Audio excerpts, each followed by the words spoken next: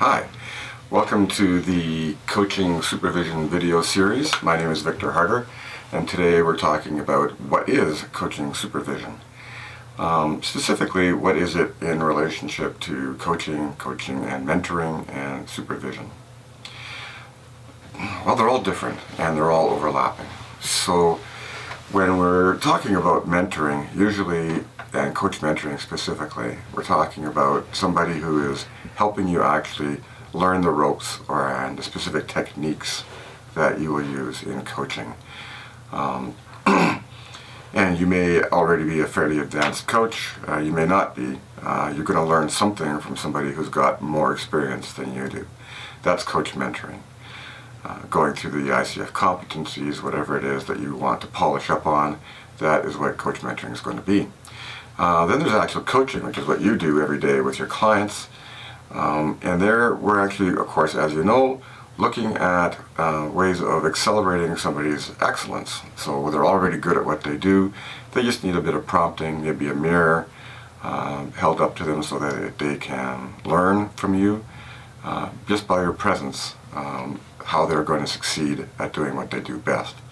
In supervision, which is actually an interesting play on words, we use the ability to see at a higher level.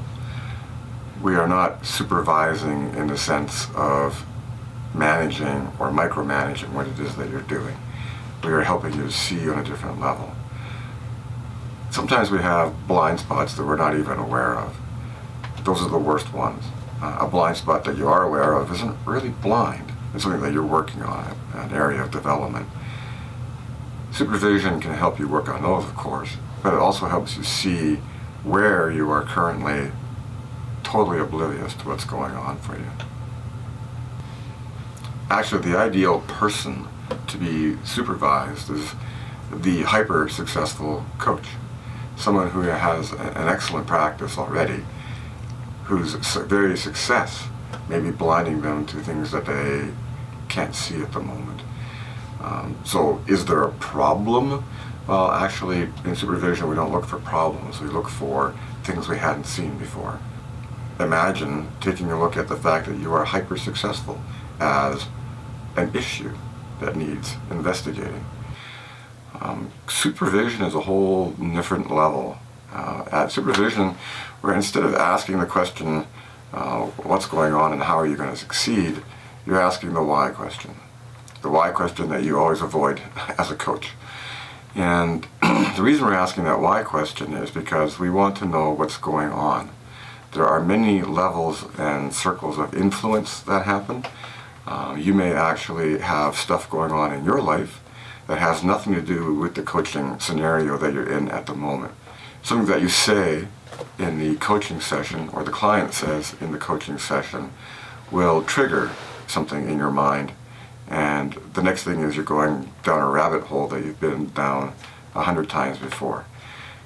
Understanding what that something is, what that overlapping reaction was in that scenario, is vastly important to improving your coaching. One of the situations that we encounter in supervision that you wouldn't necessarily deal with in coaching at all, or in coach mentorship, situation occurs that you can't really be coached on.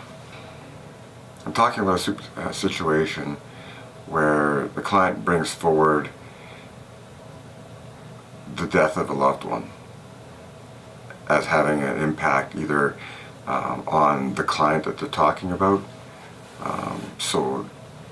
missing an appointment, behaving in a way that you don't think is professional, and at the same time that all that stuff is coming forward where the client and or the coach are talking about this personal situation, you've recently suffered a loss of a loved one yourself, and it is impacting how you interact with your client. That's the kind of thing that supervision will allow you to explore. It has nothing to do with being able to coach better. It has everything to do with you and what's going on in your soul that affects how you present yourself, your presence, what's going on for you deeply inside, that a supervisor and or your peers in a supervision group can listen to and point out helpful ways for you to deal with this issue. we're getting ahead of ourselves. There is a video coming up real soon on the notion of, I have a hyper-successful practice, what will I get out of supervision? Look for that in your mailbox in the coming weeks. Until then, enjoy yourself, have a great practice, and look deeper.